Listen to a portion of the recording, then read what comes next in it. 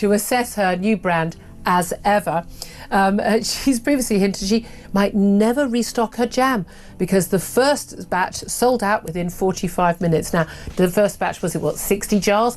But stepping back from a brand that you've only just launched suggests to me it's not been as successful as someone might have hoped. Let's talk to royal biographer of her husband, Prince Harry, Angela Levin.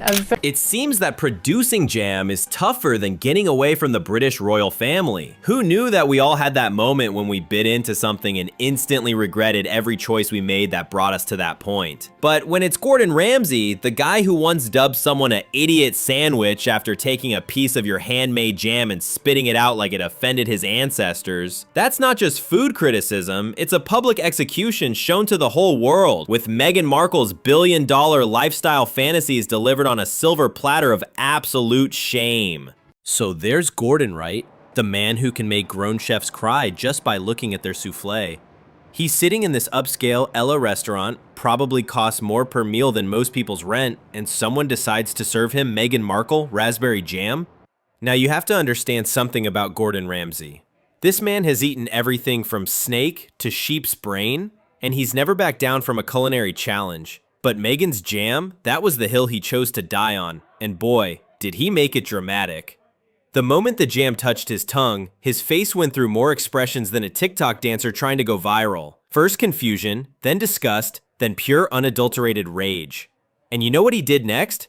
He didn't just politely spit it into a napkin, like your grandmother taught you. Oh no. This man made it a performance. This isn't food, it's a crime against fruit. He said crime against fruit. Can you even handle that much disrespect? A raspberry plant in California undoubtedly felt like it was being attacked. But wait, it gets better, or worse, depending on whose side you're on. The whole diner went quiet. When someone's phone goes off during a movie, you know that awkward silence? Add Gordon Ramsay's Scottish accent resonating through the dining room like a battle cry to that. People stopped chewing. Even the kitchen staff undoubtedly heard it and started to question their life choices. But this is where things get really crazy. Gordon didn't stop there. Oh no, this guy was just getting started. He shoved the dish away like it was nuclear trash and said it wasn't good enough for a dog to eat. Not good enough for a dog's breakfast. Dogs really do consume trash and their own feces. What does that say about the jam, Gordon? That she's already having to step back a bit. The reality is, this has been an absolute joke of a brand, hasn't it? Absolutely. I completely agree with you. I was told by somebody they were only putting out 10 jars.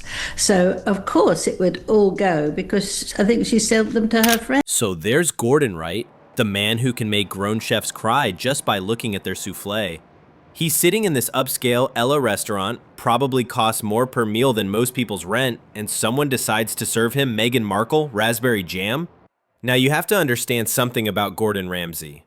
This man has eaten everything from snake to sheep's brain, and he's never backed down from a culinary challenge. But Meghan's jam, that was the hill he chose to die on, and boy, did he make it dramatic. The moment the jam touched his tongue, his face went through more expressions than a TikTok dancer trying to go viral. First confusion, then disgust, then pure unadulterated rage. And you know what he did next? He didn't just politely spit it into a napkin, like your grandmother taught you. Oh no. This man made it a performance. They had no choice. Yeah.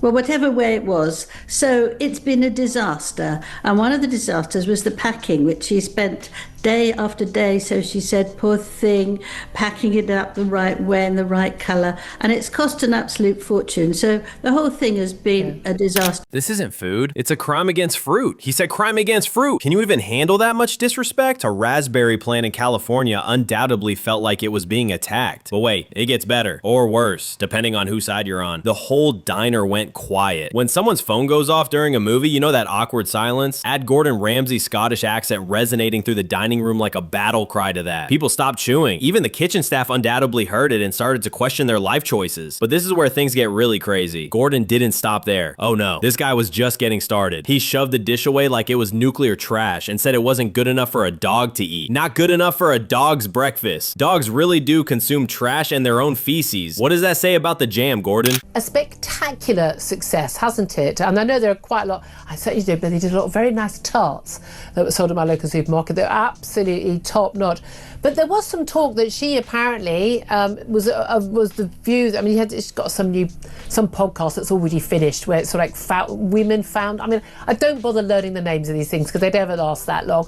Let's take a moment to talk about Meghan. This woman went from being a Hollywood actress to a British royal to a jam maker. From suits to suits of armor, that's quite a professional path. She's getting roasted all over the place, so she probably thought, hey, I conquered Hollywood. I made it through the British newspapers. How hard can it be to make jam? It turns out that it is quite hard when Gordon Ramsay is your taste tester. The funniest part is that this jam was intended to be her big comeback moment. Her American Riviera Orchard brand, which sounds like a failed Disney movie title, was going to show the world that she's not simply a former royal. She knows a lot about living well, and she undoubtedly spends a lot of money on marketing.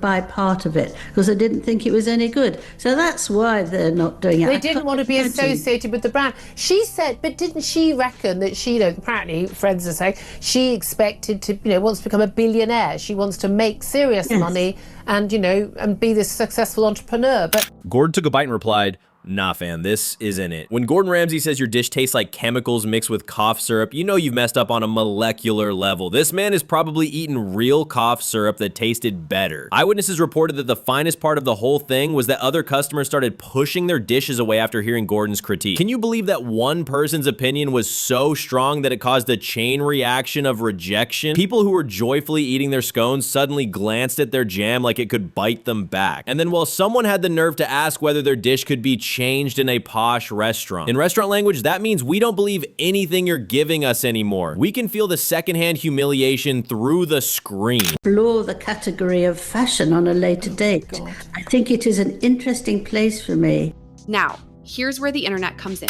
Now the internet comes into play, as it always does. Within a few hours, videos of Gordon's rant about jam were all over the place. 2 million people have seen it. 2 million people were watching Gordon Ramsay smash Meghan's jam like it was the last episode of their favorite program. The meme spread faster than the quantity of insults Gordon threw at the fence. We've officially reached the point where gridlock can trigger a political scandal. What a great moment to be alive. People were tweeting stuff like, Gordon Ramsay just did what we all wanted to do. And finally, someone who really knows what they're talking about is telling the truth. But hold on, there's more. It seems that this jam drama didn't stay in the restaurant. Oh no, it got all the way to Buckingham Palace. People who work at the palace were apparently laughing about it. Laughing. The royal family presumably served Meghan's jam disaster with their afternoon tea as a joke. I call myself, I think it speaks to this chapter many of us find ourselves in, where none of us are one note, but I believe the notes I'm playing are part of the same song.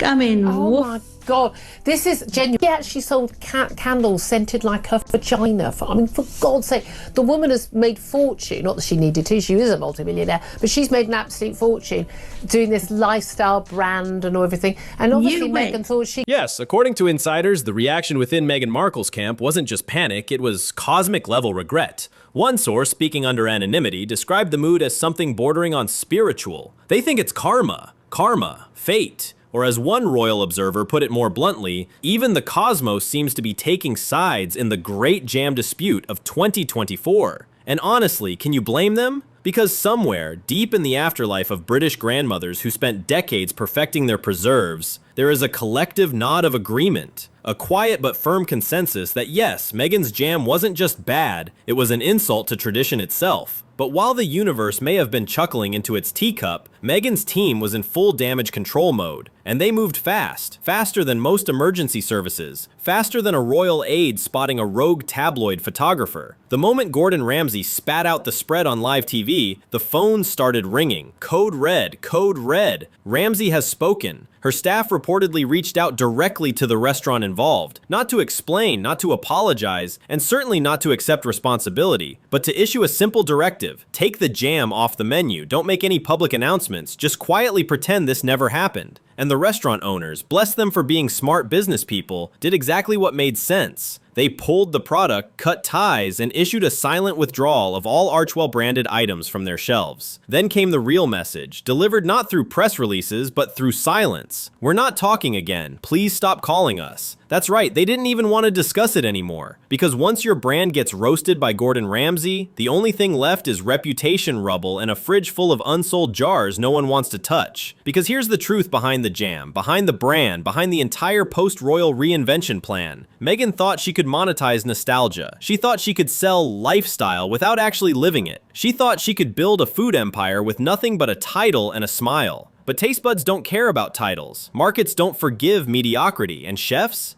will always tell the truth, even if it burns on the way down. So yes, call it karma, call it accountability, call it a long overdue reality check. Either way, the message is clear. You can try to run from the palace, you can run from the press, you can even run from Netflix, but you cannot run from Gordon Ramsay. Gordon Ramsay didn't just spit out Meghan Markle's jam on live television. He spit out the illusion that celebrity alone can carry a brand. And he did it with the kind of honesty only someone who built a career on raw truth and sharper knives could pull off. I'd rather eat out of a bin. That line alone, delivered with his signature intensity, landed harder than any late-night punchline, any investigative expose, or any viral roast thread. Because when Gordon Ramsay, a man who has eaten food in war zones, undercooked meat in third-world kitchens, and street vendor dishes that would make a gastroenterologist faint, says your product is worse than garbage, you've been roasted beyond redemption. Meghan's team tried to save face, blaming improper storage for the catastrophic taste. As if that explained why the jam felt like betrayal in a jar. It's not that our jam tastes like regret mixed with disappointment, it's just that the fridge was too cold. Come on, even the average consumer knows that excuse doesn't hold up. One food critic put it best: you can't blame refrigeration for bad taste. That should be printed on a t-shirt, framed on a wall, taught in culinary school as life advice disguised as a food review. But this wasn't just about jam anymore. This was about celebrity branding at its most fragile. Because Meghan thought she could slap her name on anything and watch the world rush to buy it. Not because of quality, but because of title. She tried acting, then royalty, then podcasting, then Netflix. Now she's diving into lifestyle branding like it's the fountain of youth. And every time, she fails spectacularly. Not in the sense of total collapse, but in the sense of cracks forming under pressure, revealing a pattern. Meghan is the ultimate example of dabbler over deliverer. Jack of all trades, master of none. Or, as we're starting to see, Duchess of all trades, disaster of them all. Her latest move, launching a multi-million-dollar lifestyle brand around a $12 honey spread, was already raising eyebrows. But when Gordon Ramsay described it like he had accidentally tasted sadness itself, the internet didn't just laugh, it memed. And memes don't forget. Celebrities launching food lines is nothing new. From Martha Stewart to Chrissy Teigen, people have successfully turned their names into kitchen staples. But there's a difference. They actually know food. Meghan, on the other hand, treated this like another royal tour, just with more Instagram captions and fewer crowds. She expected applause. Instead, she got a 1-star Yelp review from a man who doesn't do fake praise. And the worst part? She apparently believed this was her path to billionaire status. Yes, you read that right. Sources close to the Archwell camp say she genuinely saw herself becoming a lifestyle mogul, building an empire on apricot spreads and candle scents. Even if every person in America bought a jar, which they clearly won't, the math still doesn't add up. But hey, dream big, right? Except when Gordon Ramsay shows up and dreams bigger and louder. When asked if he regretted his harsh words, Ramsay didn't flinch. Absolutely not. I'd rather eat out of a bin than touch that jam again. A line so brutal, so poetic, it deserves to be carved into every failed celebrity product ever made. That wasn't just a critique, that was a public service announcement. He went on to expose the entire industry in one devastating sentence. Celebrity food needs to meet real standards, not just be wrapped in royal fantasy. That's not just a takedown of Meghan's brand, that's a full indictment of the idea that fame alone equals flavor. That image matters more than ingredients. That a well-placed HRH or red carpet photo can mask mediocrity. Someone give him a medal, because today he saved millions from a very expensive mistake. The fallout has been brutal. Stockists are reportedly pulling back. Retailers are reconsidering shelf space. Publishers are quietly distancing themselves from the rumored cookbook deal. And investors? They're running faster than a man holding a burning pan. And let's not pretend this was just a PR hiccup. This was a full-on brand implosion with Gordon Ramsay delivering the final blow. She launched American Riviera Orchard thinking it would open doors. Instead, Ramsay slammed them shut with the force of a hurricane. From royal jelly to epic jelly fail. One bite, one reaction, game set. Match point Ramsay. So what's the moral of the story? In a world where everyone's trying to become an influencer, a wellness guru, a self-care icon, sometimes you need someone like Gordon Ramsay to remind us all that quality still matters. That packaging can't hide poor ingredients. That buzzwords like organic, handmade, and artisanal mean nothing if the actual product tastes like chemical regret wrapped in sugar-free deception. You can try to market your way out of everything, but you can't spin a palette. And now, Meghan learned the hard way. You can't fake flavor. You can't polish bad taste with social media filters. And you definitely can't survive Gordon Ramsay's honest opinion. Her jam may be gone, but the memes, those are forever. Drop your thoughts below. Should celebrities stick to what they know or keep branching out even if it means getting absolutely destroyed by chefs on social media? If you found this breakdown sharp, fearless, and worth your time, hit like, subscribe, and turn on notifications for more unfiltered takes on power, perception, and the figure's rewrites.